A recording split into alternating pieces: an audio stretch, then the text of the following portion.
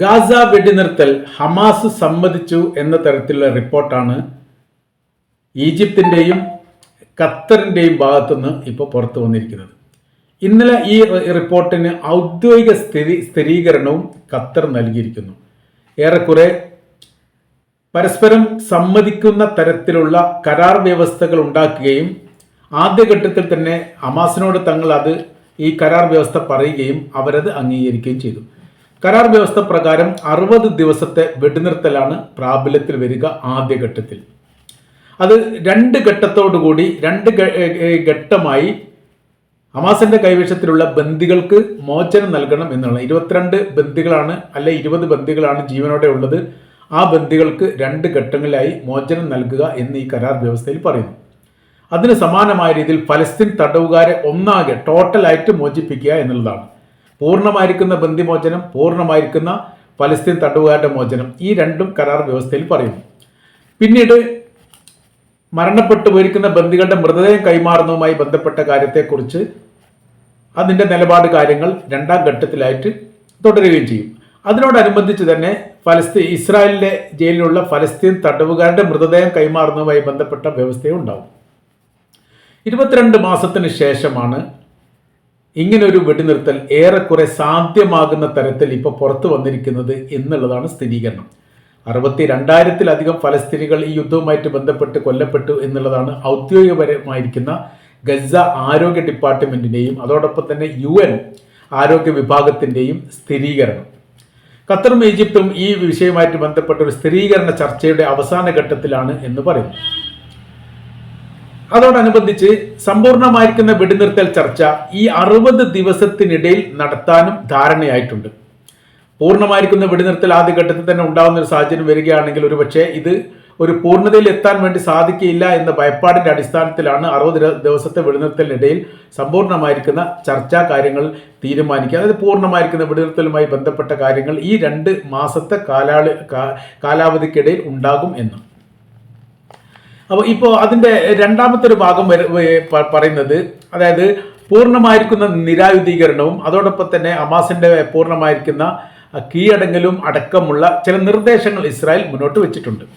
ആ മുന്നോട്ട് വെച്ച നിർദ്ദേശത്തോടനുബന്ധിച്ച് ചർച്ചയുടെ ഭാഗമായിട്ട് നിരായുധീകരണം നടക്കുകയില്ല എന്ന് ഹമാസ് പറയുകയും ചെയ്തു. എന്നാൽ ആയുധം ഉപേക്ഷിക്കാൻ തയ്യാറാണ്. UN സഭയുടെ നേതൃത്വത്തിൽ ആയുധം നൽകാം എന്ന് ഹമാസിന്റെ പ്രതിനിധികൾ പറഞ്ഞതായിരിക്കുന്ന വിവരണം പുറത്തു വന്നിട്ടുണ്ട്. അറബ് രാജ്യങ്ങൾക്ക് ഭരണം ഏൽപ്പിക്കുന്നതിന്, അല്ലെങ്കിൽ അറബ് രാജ്യങ്ങളുടെ കൈവശത്തിലേക്ക് ഗസയുടെ ഭരണം ഏൽപ്പിക്കുന്നതിന് അവർക്ക് വിരോധമില്ല എന്നും, എന്നാൽ ഇസ്രായേൽ നേരിട്ട് ഭരണം നടത്തുന്നതിനെ തങ്ങൾ എതിർക്കും എന്നുള്ള അഭിപ്രായം പറഞ്ഞിട്ടുണ്ട്. അറബ് രാജ്യങ്ങൾക്ക് ഭരണം നൽകുന്നതുമായി ബന്ധപ്പെട്ടതിന് മുൻപ് തന്നെ ചർച്ച നടത്തിയതാണ്.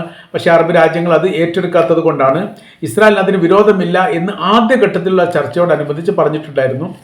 എന്നാൽ ആ സമയത്ത് ഉള്ള നിലപാട് എന്ന് പറഞ്ഞാൽ ഹമാസിനെ സംബന്ധിച്ചിടത്തോളം അവർ പറഞ്ഞിരിക്കുന്ന കാര്യം, ഭരണ കൈമാറ്റം ഫലസ്തീനികളായ അല്ലെങ്കിൽ ഗസക്കാരായിരിക്കുന്ന ആളുകൾക്ക് കൈമാറുന്നതുകൊണ്ട് കുഴപ്പമില്ല, മറ്റൊരു രാജ്യം ഇതിൽ ഇടപെടാൻ പറ്റില്ല എന്നുള്ളതാണ്. ആ നിലപാടിൽ നിന്ന് മാറ്റം വന്നിട്ടുണ്ട് എന്നാണ് ഈ റിപ്പോർട്ടിന്റെ അടിസ്ഥാനത്തിൽ നമുക്ക് മനസ്സിലാക്കാൻ വേണ്ടി പറ്റുന്നത്. ഗാസ ഹ്യൂമാനിറ്റേറിയൻ ഫൗണ്ടേഷൻ എന്ന് പറയുന്ന സംഘടനയുടെ നേതൃത്വത്തിലാണ് ഇപ്പോൾ അവിടെ ഭക്ഷ്യവിതരണം നടത്തുന്നത്. അത് അടുത്ത ഘട്ടത്തിനെ കുറിച്ചുള്ള വിവരങ്ങളാണ് പറയുന്നത്. അപ്പോൾ അവിടെ എത്തുന്ന മറ്റുള്ള ലോകരാജ്യങ്ങൾ നൽകപ്പെടുന്ന ഭക്ഷ്യധാന്യങ്ങളൊക്കെ വിതരണം ചെയ്യുന്നത് ഇസ്രായേലിൻ്റെയും അമേരിക്കയുടെയും നേതൃത്വത്തിൽ നടത്തുന്ന ഗാസ ഹ്യൂമാനിറ്റേറിയൻ ഫൗണ്ടേഷൻ എന്ന് പറയുന്ന സംഘടനയുടെ നേതൃത്വത്തിലാണ്. അത് അവരിൽ നിന്ന് ഒഴിവാക്കും. പകരം UN അതിൻ്റെ നേതൃത്വത്തിൽ പുതിയ സംവിധാനങ്ങൾ അവിടേക്ക് തിരിച്ചു വരികയും ചെയ്യും. ആദ്യം UN ആയിരുന്നു ഇത് നൽകിയിരുന്നത്. പിന്നീട് ഹമാസിൻ്റെ ആളുകളൊക്കെ ഭക്ഷണം തട്ടിക്കൊണ്ടു പോകുന്നുണ്ട്, അതുകൊണ്ട് അത് അംഗീകരിക്കാൻ വേണ്ടി സാധിക്കില്ല എന്ന് നിരന്തര പരാതിയുടെ അടിസ്ഥാനത്തിലാണ് ആ ഭാഗം മാറ്റിയിട്ട് പകരം പുതിയൊരു സംഘത്തെ തന്നെ നിയോഗിച്ചത്. അങ്ങനെയാണ് ഗാസ ഹ്യൂമാനിറ്റേറിയൻ ഫൗണ്ടേഷൻ അവിടെ വരുന്നത്. ഇവരുടെ കൈവശത്തിലേക്ക് ഭരണം ഏറ്റെടുത്തോട് കൂടിയിട്ട് പിന്നെ അവിടെ സംഘർഷാവസ്ഥയായി, വിഷയങ്ങളായി, വെടിവെപ്പായി 150-ലധികം ആളുകൾ ഭക്ഷ്യധാന്യവുമായിട്ട് ബന്ധപ്പെട്ട് വരി നിൽക്കുന്നതിനിടയിൽ ഇസ്രായേൽ സൈന്യം വെടിവെച്ച് കൊന്നിട്ടുണ്ട് എന്നാണ് ഫലസ്തീൻ്റെ ആരോപണം. അത് അറേബ്യൻ രാജ്യങ്ങളടക്കം UN സഭയൊക്കെ സ്ഥിരീകരിക്കപ്പെട്ടതാണ്. 150-ൽ കൂടുതൽ ഉണ്ട് എന്ന് മറ്റു റിപ്പോർട്ടിലും കാണാൻ വേണ്ടി സാധിക്കുന്നുണ്ട്.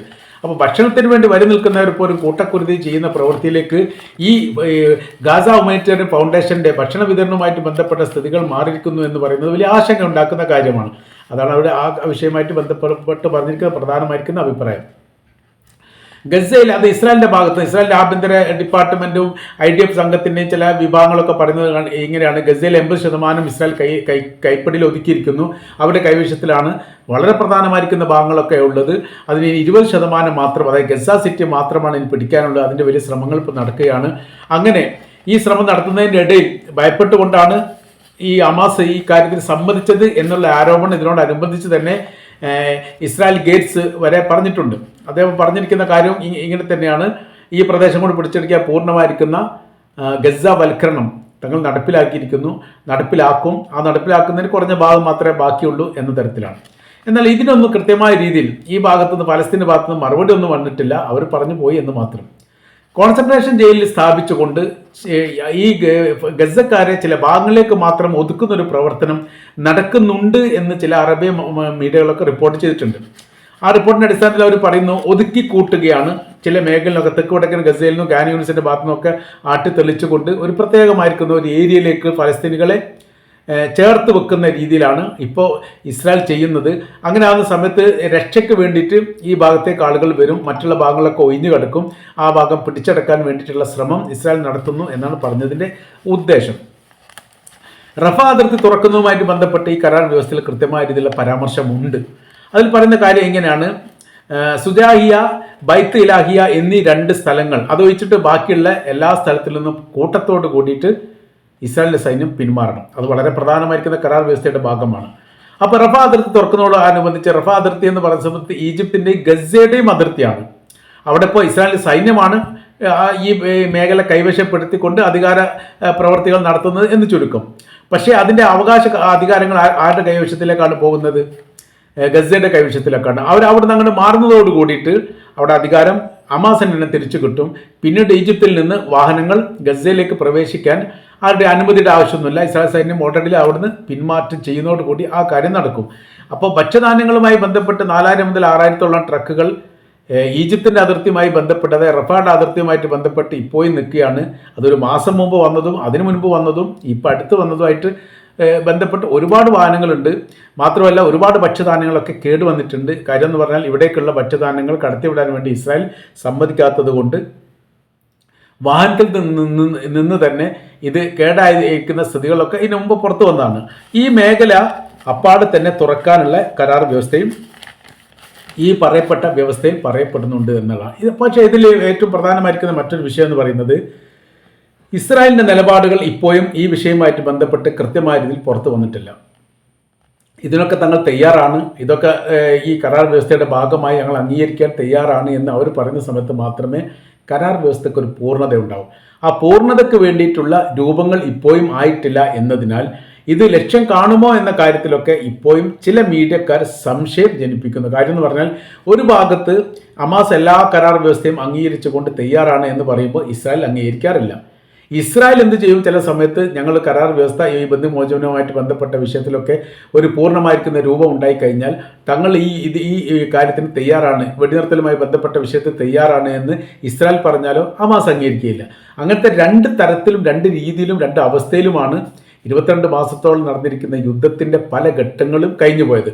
അങ്ങനെ നോക്കുന്ന സമയത്ത് ഇപ്പോൾ ഹമാസ് ഈ കാര്യങ്ങൾ അംഗീകരിച്ചിട്ടുണ്ട് എന്ന് പറയാല്ലാതെ അത് ഇസ്രായേൽ പൂർണ്ണമായ രീതിയിൽ അംഗീകരിക്കുന്ന സമയത്ത് മാത്രമേ ഇതിന് ഏകദേശം ഒരു പൂർണ്ണത വരും. അത് എത്രത്തോളം ഉണ്ട് എന്നതിനെക്കുറിച്ചുള്ള ഒരു കൃത്യമായിരിക്കുന്ന വിവരം ഇപ്പോഴും വന്നിട്ടില്ല. എന്നാലും ഈജിപ്തിനെ സംബന്ധിച്ചിടത്തോളം ഖത്തറിനെ സംബന്ധിച്ചിടത്തോളം അവർ വലിയ പ്രതീക്ഷയിലാണ്.